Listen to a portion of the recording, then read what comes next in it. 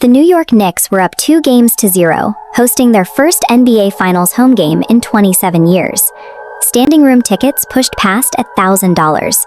Fans were gearing up to pack the streets outside for massive viewing parties.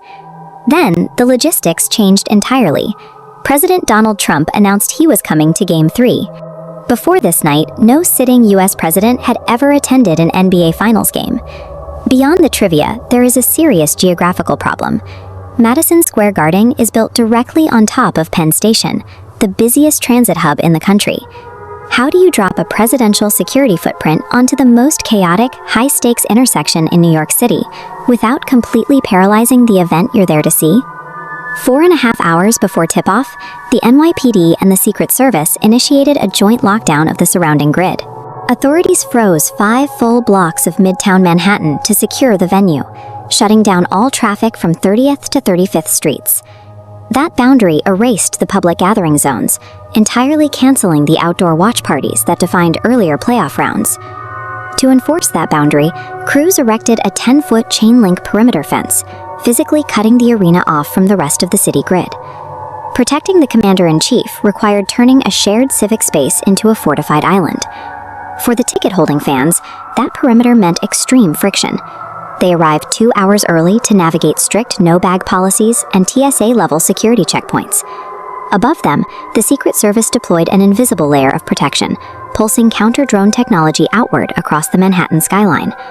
The VIP arrival experience was completely different.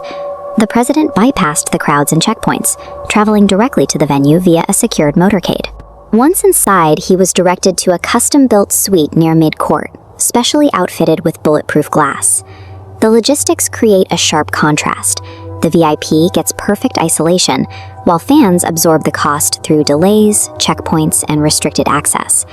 Inside the building, NBA Commissioner Adam Silver tried to smooth over the disruptions, pointing to the packed stands as proof that fans were willing to endure the extra hurdles. Right before tip-off, the Jumbotron cut to a live shot of the president saluting the flag during the national anthem. The crowd responded with what reporters on the ground described as thunderous boos, a reaction noticeably louder than the jeers aimed at the rival San Antonio Spurs.